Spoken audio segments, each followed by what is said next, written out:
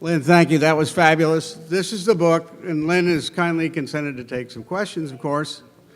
So come right up, right afterward. We have them right here. Happy to sign, happy to answer questions on Sally or anything. Let me recruit I just want to say that luckily I don't have to say to this group, what I normally say when I'll be happy to take questions is, I'll answer anything, including what is Barbara Walters really like. Thank God I don't have to ask that one. Let me ask the first question, and then I'll give it to Marlene Sanders. Can you hear me now? Is this on now? Here's the other one. Here's the other one. It's better. It's okay. And we'll have to wander around with that. So the first question is, Linda Ellerby, a news Silurian and recent speaker, told me just the other day that she views you as one of the unsung heroes of women in journalism because you refuse to take a lot of guff from a lot of assignment editors, et cetera. I wonder if you could tell us a little bit more about standing up as a real news person and whether you would tell people to do it the same way again. I don't feel unsung. I feel as if, but thanks to Linda. Linda came to Channel 2 a little bit after I had been there.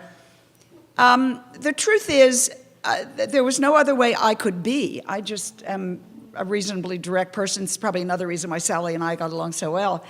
And you know, there were the Marlenes, of which there were very few, who had come before us, and there were other women, but I didn't have any role models really before I got there.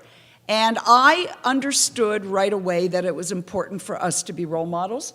And I understood right away that in many cases, these guys didn't have a clue what they were talking about.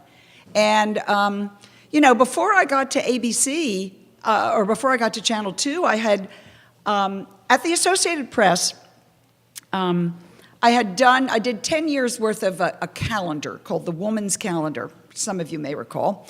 A wonderful spiral-bound 5x8, 6x9 engagement calendar. Another reporter, Urate Kazikas, and I did together, in which we documented all the wonderful things that had happened to women in history. Because I remember in high school, there might have been one line in my American history book that said some version of, and then a bunch of crazy ladies and bloomers ran around to get women the right to vote.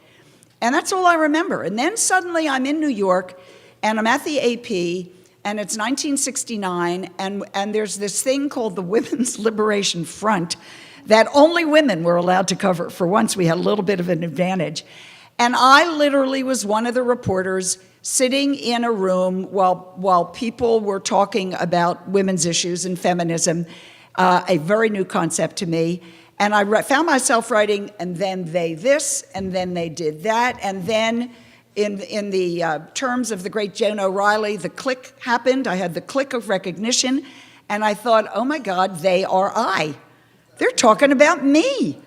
And I had never thought of the word feminism. And then I started reading history, and then I learned about the 19th century suffragist who totally became my hero. And of course, Susan B. Anthony is my eternal hero. I've written a couple of books about her. To me, this was just in my DNA. It took a while to recognize it, but it was there.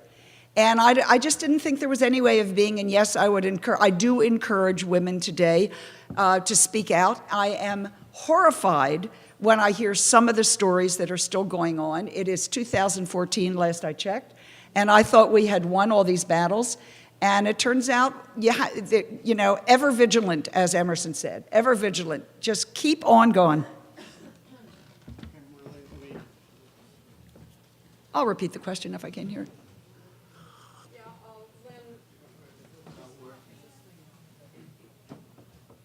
I can hear you, Marlene.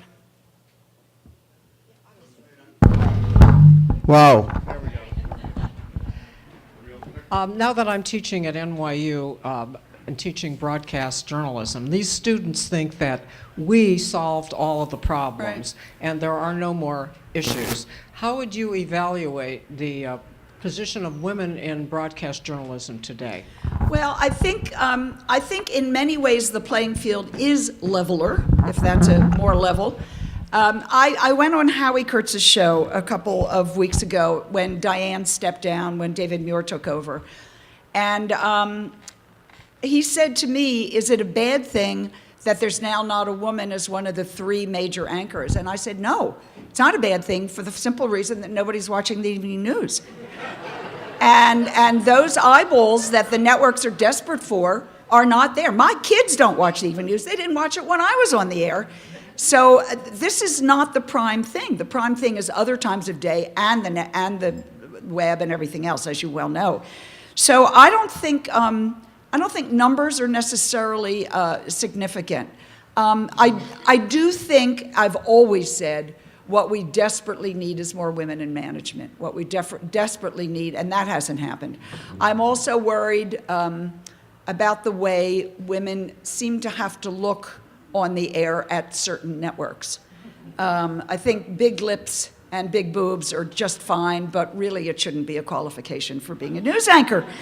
And it is kind of a joke. So I worry about that. I don't worry so much about one very important thing, though, which is content. There were no stories about breast cancer, about women's bodies until we got there. There were no stories about battered spouses. There were no stories, or very, very few, until women started making their voices heard in the newsroom. And I think, man, has that changed. The very fact that baseball teams can wear pink uniforms today, to me, says quite a lot. And I think that's largely to do with the presence of women in newsrooms across the country. I think we've all done our part in that. But yeah, there's still a way to go, I'm sorry to say. Mike? Lynn, as wonderful as Sally Ride was, do you think she did a disservice to her preference and gender by not coming out during her lifetime? Well, that was that was raised by a very small cohort of LGBT folks when it came out that Sally was gay after she died. There were a couple of people, and I cannot do this scientifically, but from everything I've read on the web, which is a lot, and people I've talked to, there were just a few people who said, how dare she, as a gay woman, not come out, and she could have been so great for the cause.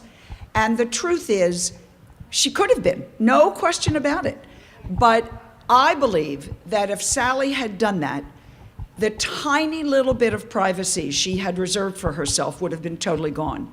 This is a woman, you know, in psychology, there's this thing called the Myers-Briggs scale. And on one side are the I's for introverts, and on the other side are the E's for extroverts. And I would guess that everyone in this room is an E. We like being in public. We like talking. We get something back from people responding to us. Sally was very much the other way. Every single speech she gave, and she must have given tens of thousands over the years. She traveled to Europe. She traveled everywhere promoting the space program. She had to psych herself up for every single one. She spoke out forcefully for women's rights, for Title IX, for saving planet Earth, all sorts of things. And I think this was just one area where she felt, leave me alone. So yeah, she would have helped that cause, but most people I've talked to since she died have said, doesn't matter, we'll claim her now. And that'll make a difference. And by the way, the fact that we have to say she's the only openly gay astronaut we know of. Clearly there have been others, clearly. Look at the numbers. Anybody else?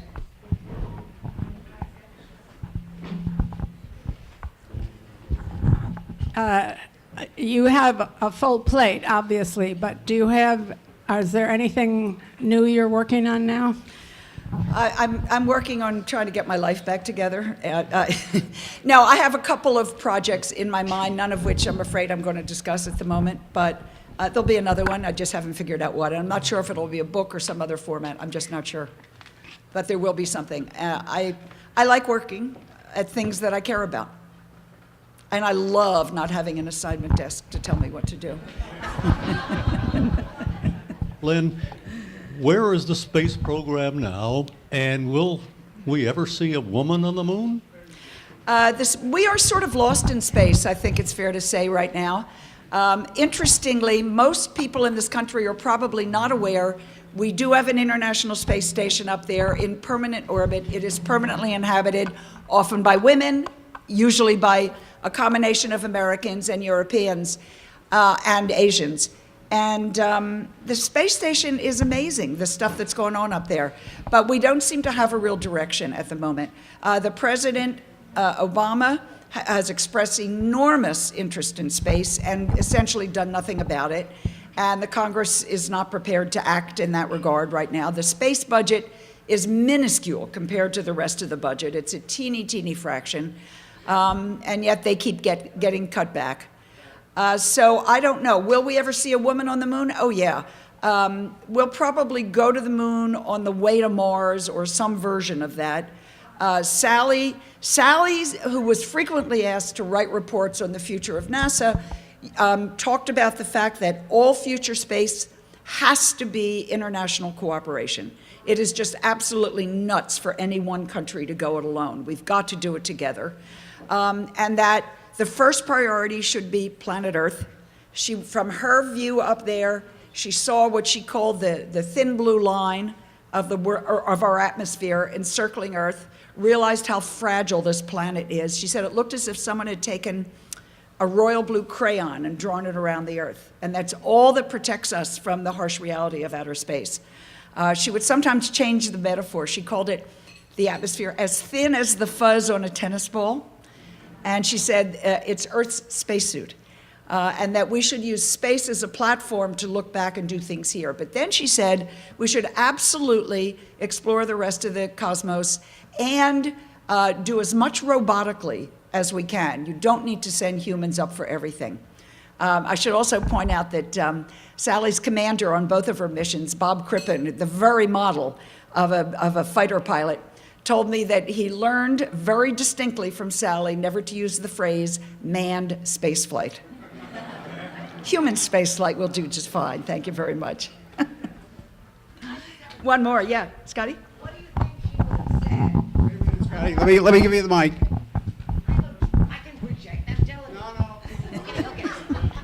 What do you think she would have said about the fact that the popular pop culture in movies, it's always women in space? We've got Bullock, and then we have what's her name, who's got the TV show now about Halle Berry. Do you think she would have had a response to the fact that the most successful astronaut movies deal with women being the astronauts? I think she would have liked the idea. I think she would have been horrified at the lack of science in the movie Gravity. Gravity, which I thought was a great movie, was not exactly science.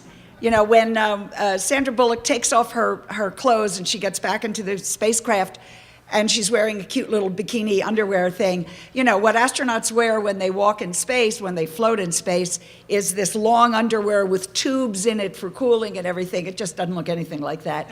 But she would have liked the fact that it got people talking about it. And I think she would have loved the fact that women were there. You know, all the tests show that women, in a way, actually acclimatize better. And also women's lighter weight and smaller stature generally saves fuel. There's a lot of reason to be flying women.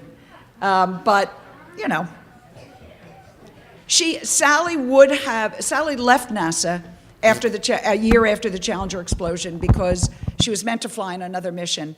She didn't want to wait a year while NASA was down and reorganizing she didn't want to wait a full year to fly again and train all over again. And she went off and did many other things. She often said that she was wonderful talking to children. She loved talking to kids. She particularly liked the fact there were no filters, so that the first question kids would ask was a question adults wanted to ask but never would, which was, how do you go to the bathroom in space? And she had a great answer, which was, just imagine you're sitting on a vacuum cleaner. It was great. But she would also, she told kids the best thing about space was weightlessness. You could do 35 somersaults in a row in a room like this. And she also would say to kids, you're the ones that are going to go to Mars. And that's a wonderful thing. And then one time she paused and she said, I wish it would have been me. I wish it would have been Sally also. It would have been great, but we now have generations of kids who can learn about her and be just like her and do even better. Thank you. Thank you very much, Lynn. That was just terrific. As you all know, you come up in a second and get the book.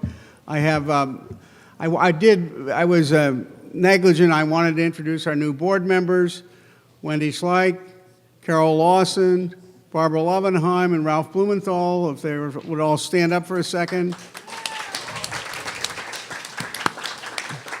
Bill Deal.